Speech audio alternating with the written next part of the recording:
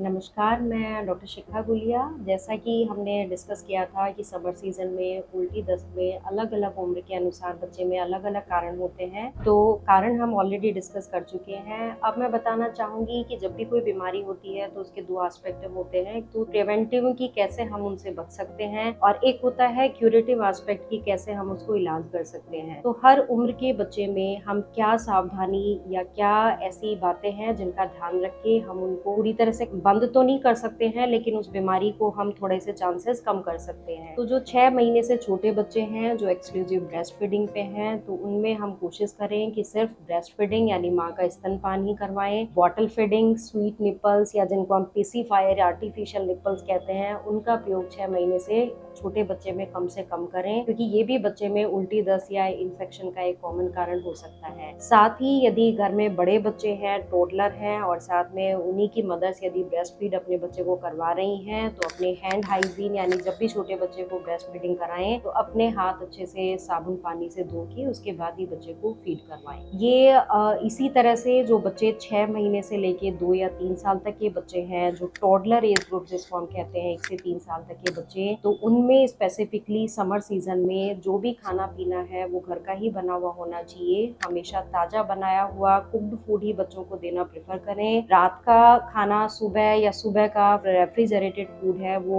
कम से कम देने की कोशिश करें। फास्ट फूड वगैरह से बचें और ज्यादा से ज्यादा उनको पानी या जो हाइड्रेशन है, जो ड्रिंक्स हैं जैसे नारियल पानी है, लस्सी है, वो समय समय पर उनको देते रहें। साथ ही जो 1 से 3 साल के बच्चे हैं उनमें हैंड हाइजीन का भी ध्यान रखें कि जब भी वो गंदी सरफेसेस को टच कर रहे हैं तो साबुन पानी से उनके हाथ जरूर धुलवाएं। तीसरा जो चीज आता है, जो बड़े बच्चे हैं जिनमें एंट्रिक फीवर, हेपेटाइटिस है या फिर डिसेंट्री है, जो खूनी दस्त की बीमारियां हैं, वो भी ज्यादातर जो कॉमन सोर्स होता है that is contaminated food and water, तो उनमें भी हम ये डेवलप करें कि मोस्टली घर का बना हुआ ही खाना दें और जो बाहर से निकाला हुआ जूस है या फास्ट फूड वगैरह है वो कम से कम हम उनको प्रेफर करें। इसके साथ ही ये वो बातें हैं जिनका ध्यान रख के हम इनकी फ्रिक्वेंसी को थोड़ा सा कम कर सकते हैं। साथ ही वैक्सीन्स भी हैं इन बीमारियों में, कुछ बीमारियों के लिए वैक्सीन्स भी अवेलेबल, जैसे वायरल डायरिया रोटा वैक्सीन जो ज्यादातर 1.5 महीना, 2.5 महीना और 3.5 महीने पे बच्चे को दी जाती है, वो डोज अवश्य लें। और साथ ही हेपेटाइटिस ए जिसको पीलिया, एंट्रिक फीवर, टाइफाइड, और इनका वैक्सीनेशन भी एज पर अपने पीडियाट्रिशियन से जब जब इनका टाइम हो तो वो डोजेज अवश्य। Thank you.